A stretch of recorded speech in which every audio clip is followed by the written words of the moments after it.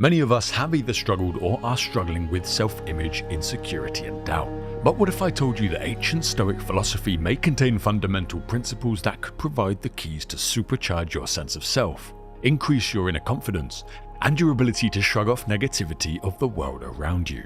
Over the next few minutes, my goal will be to show you that Stoicism does include things that can do this, and I'll describe how we can apply these timeless principles to transform the view we have of ourselves and of the world around us. In this video, we'll break down some of the roots of low self-esteem, and we'll discuss specific Stoic strategies that we can use to guide us on our path to self-improvement.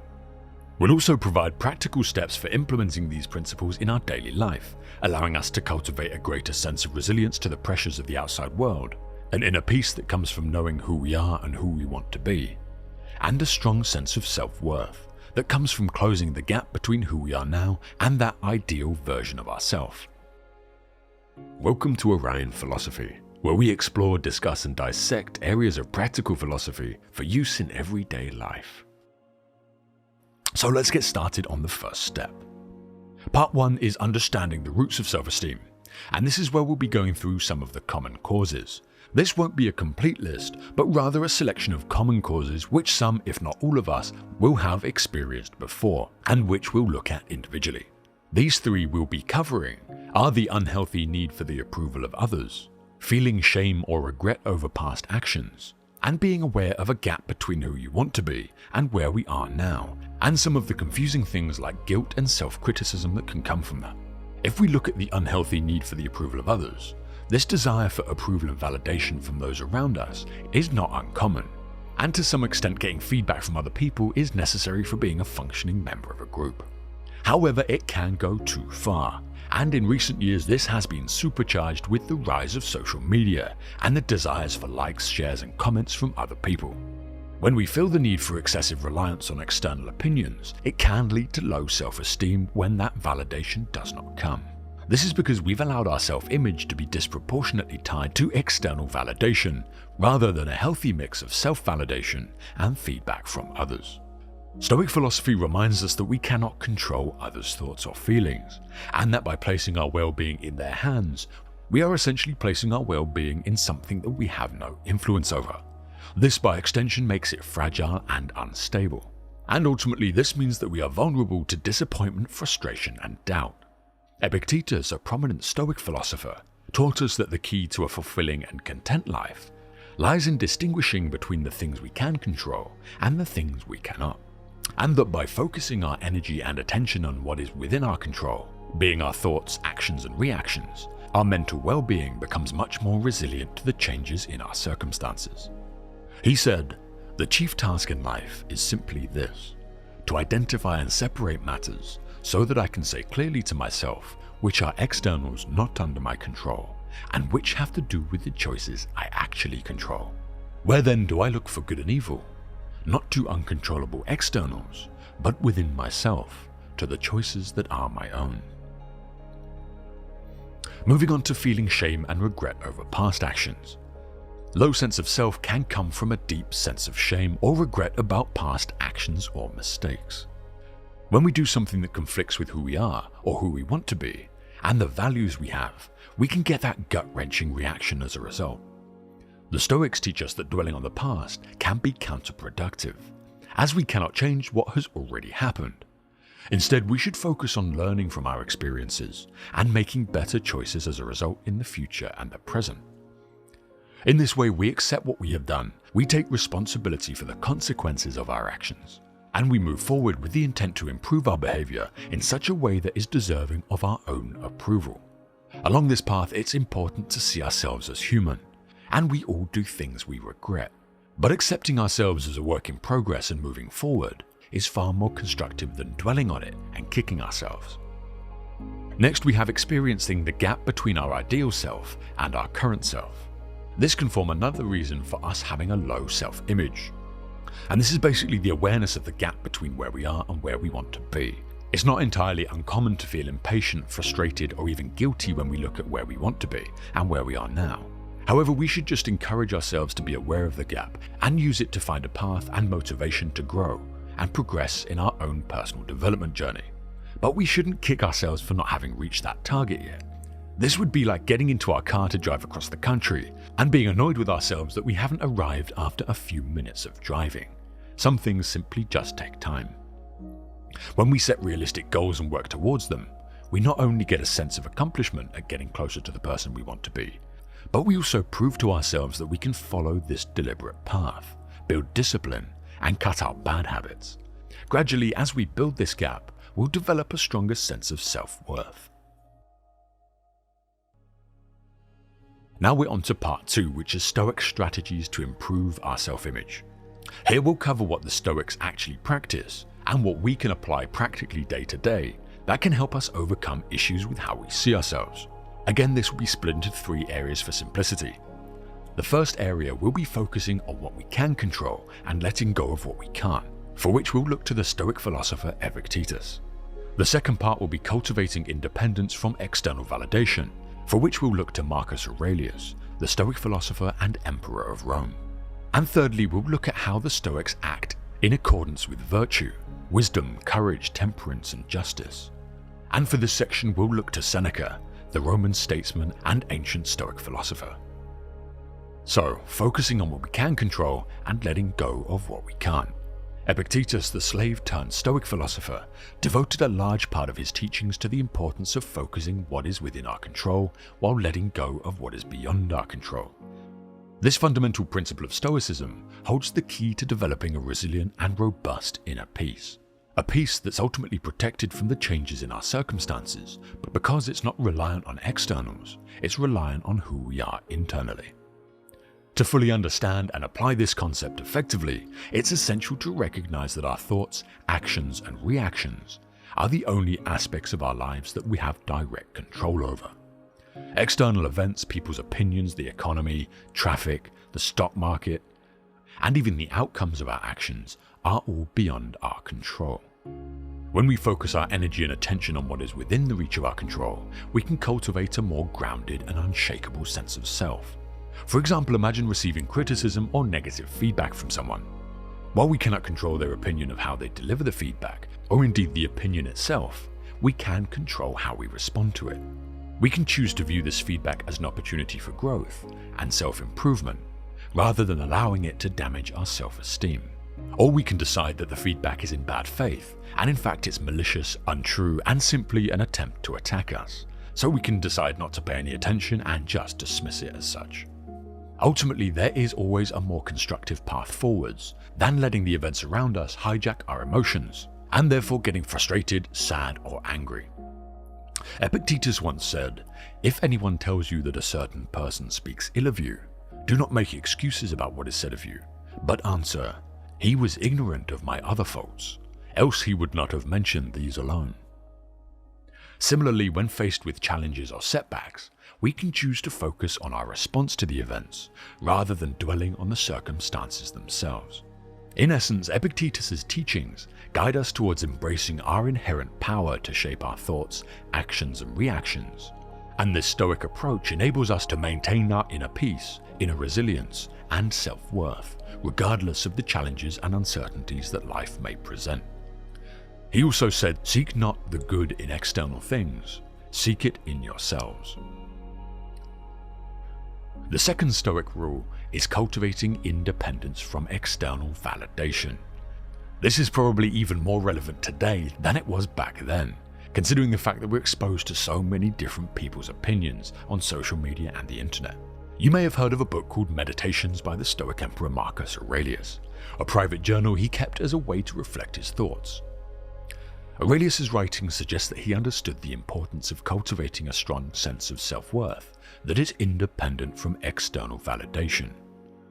Marcus Aurelius specifically remarks on the need to behave in a way you believe to be right, not how others want you to behave. He wrote the following: "If any man despises me, that is his problem. My only concern is not doing or saying anything deserving of contempt." He also reflects on the transient nature of fame, fortune, and the opinion of others, urging us to seek validation from within, rather than relying on the ever-changing external world. On notoriety, he wrote, "Consider the lives led once by others long ago, the lives to be led by others after you. the lives led even now in foreign lands. How many people don't even know your name? How many will soon have forgotten it? How many offer you praise now and tomorrow perhaps contempt? That to be remembered is worthless, like fame, like everything. This is a man at the top of the Roman Empire, basically saying that fame isn't worth anything. In order to develop this independence from external validation, it is essential to develop a strong sense of self-awareness and self-understanding. Because if we don't know who we are, and we don't understand our need for fame and validation, or how it impacts us, it's going to be very difficult to disconnect from those things. This process begins with introspection, taking time to reflect on our values, beliefs, strengths, and accomplishments. When we recognize our inherent worth and the qualities that make us who we are, we can begin to appreciate ourselves and the value we can bring, regardless of whether or not we get praise or criticism from others. Furthermore, Marcus Aurelius emphasizes the significance of living in accordance with our inner values and principles, rather than blindly seeking to conform to the expectations of society or other individuals. Through behavior that is in alignment with our own values, beliefs, and convictions, we can experience a deep sense of integrity and self-respect, knowing that we can't easily be swayed by opinion or the need for approval. Thirdly, we have acting in accordance with virtue. Seneca, another influential Stoic philosopher, argued that living a virtuous life is the path to true happiness and fulfillment. The Stoics identified 4 cardinal virtues, being wisdom, courage, temperance, and justice. The Stoics argued that we should weave these virtues into our day-to-day lives, and that when we reflect virtue in our actions, thoughts, and beliefs, we are well on the path to living a good and fulfilling life. Wisdom involves the pursuit of knowledge, acting with reason, understanding the world around us, and developing sound judgment. In the pursuit of continual learning, seeing the world as it is rather than how we want it to be, and making well-informed decisions, we bring ourselves closer to this cardinal virtue. Courage is the ability to face challenges, adversity, and fear with determination and resolve, despite pressures not to. When we act courageously, we demonstrate our strength of character, our commitment to our principles, and our belief in our own abilities. The virtue of temperance represents moderation, self-discipline, and self-control. By practicing restraint and balance in our thoughts, actions, and emotions, we develop a sense of mastery over ourselves, which in turn enhances our self-esteem. Justice encompasses fairness, equality, and moral righteousness. By acting justly towards others and ourselves, we can build a strong moral compass. These things, to many of the Stoics, were the greatest form of good, and behaviors that help us develop a state of mind that is steadfast and fearless. Seneca once wrote, "For what prevents us from saying that the happy life is to have a mind that is free, lofty, fearless, and steadfast, a mind that is placed beyond the reach of fear, beyond the reach of desire, that counts virtue the only good, baseness the only evil, and all else but a worthless mass of things, which come and go without increasing or diminishing the highest good, and neither subtract any part from the happy life, nor add any part to it. A man thus grounded, whether he wills or not, necessarily be attended by constant cheerfulness, and a joy that is deep and issues from deep within, since he finds delight in his own resources, and desires no joys greater than his inner joys." It is not an easy thing to do to consistently reflect these virtues in every aspect of life. Even Seneca was self-aware enough to understand his own limitations. In his dialogues he wrote, "I know I'm not living the life that I am preaching, but I am trying. And trying is all we can do." And finally, on to part 3, practical applications of these principles. When we apply these principles to our daily life, we can learn to close the gap between who we are and who we want to be. And again, for simplicity, I've split this into 3 steps. Firstly, how we define our ideal self and set clear goals. Secondly, how to identify habits to start and stop to help bridge that gap. And thirdly, how to plan and implement these tools in our daily life. So how can we define our ideal self and set clear goals? Generally, the journey towards building anything new begins with an understanding and imagining where we want to be. If we create a definition and an image of the person we want to be and how we want to act, we create a powerful compass that can guide our thoughts, actions, and decisions. Seneca once wrote, "If a man knows not which port he sails, no wind is favorable." That is to say, if we try to move forward without a clear destination, we have no idea if the direction we're taking is for better or for worse. To define this version of who we want to be, we'll need to dedicate some time to introspection and self-discovery. We need to reflect on our core values, our strengths, and our aspirations, and consider how Stoic virtues of wisdom, courage, temperance, and justice resonate with our own personal beliefs and how we can integrate these into our daily life. Next, we can visualize how the person we want to become would act in different areas of life, such as our relationships, our career, our personal growth, our health, and our well-being.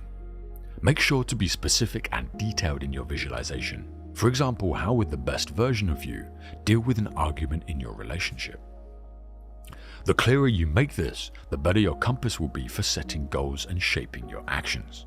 Personally, I find the best way to do this is meditation, finding a quiet spot and sitting for some time dedicated solely on this task. Others like to journal, and others like to take voice notes. Really, you can try any number of things and just find what works for you. Once you have a clear understanding of the above, you can translate this vision into specific, measurable, achievable, and relevant goals. If you throw timing into this, you basically get the SMART acronym that's used in the business world: specific, measurable, achievable, realistic, and time-orientated. But if you're anything like me, this workplace jargon can send a shiver down your spine. But here it actually has some value. For example, if you aspire to become more disciplined and more focused, one of your goals might be to establish a consistent daily meditation practice within the next 3 months. When we work towards these goals, we gradually embody the traits, principles, and virtues that underpin a fulfilling and purpose-driven life unique to us. Moving on, how do we identify habits to start and stop and help bridge the gap? So, having defined your ideal self and set clear goals, it's time to evaluate your current habits and behaviors to determine which ones serve you and which ones hinder our progress. This recognition of habits that you should keep and that you should change will create the foundation in transforming your life to be aligned with who you want to be.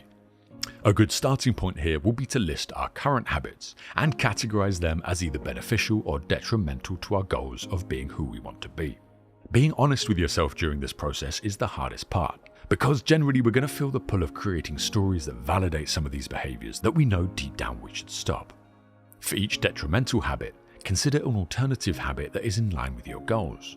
For example, if you find that excessive screen time is impeding your ability to cultivate mindfulness and focus, you might replace this habit with a daily meditation practice or journaling practice. On the other side of the coin, we need to identify habits that we either need to continue or we need to adopt to get closer to our ideal self. These habits could include regular exercise, adopting a healthier diet, engaging in meaningful hobbies, or dedicating time to learning through reading, attending courses, school, or classes. Be specific about what these habits will look like in your daily routine, as this will help you implement them much more effectively. Once you have identified the habits you need to start and stop, prioritize them based on the impact they have on your life and your ability to achieve your goals. For me personally, I find it better to focus on 1 or 2 habits at a time, primarily because it stops me from getting overwhelmed and it makes it much more likely that I'll stick with them. It is also worth noting that sometimes starting something can be very difficult. In this case, we choose the smallest possible step forward and then just build on it over time. In these cases, our motivation might not be there, the discipline that requires development hasn't been developed, and the pull of activities that keep us where we are is too strong. So choose the smallest possible action and build on it. Maybe this is taking a glass or a plate from your bedroom to the kitchen. Maybe it's picking up a book instead of turning on the PlayStation. Maybe it's uninstalling Instagram. Or maybe it's getting a cheap gym membership and going once a week. Whatever it might be, we can always start small and build. And that is everything for today. I hope you found something that you can use in your daily life and get closer to the person that you've been aiming for. Much of this is common sense, but I tend to forget simple pieces of advice and need a reminder every now and then, so I hope this has helped you too. Thanks for listening, and I'll see you in the next one. If you're interested in learning more, you can subscribe to our YouTube channel, Orion Philosophy, or you can find more information at orionphilosophy.com, where a lot of this information is in blog form. And we have the Orion Academy, which is 6 foundational principles on which to build a solid personal philosophy.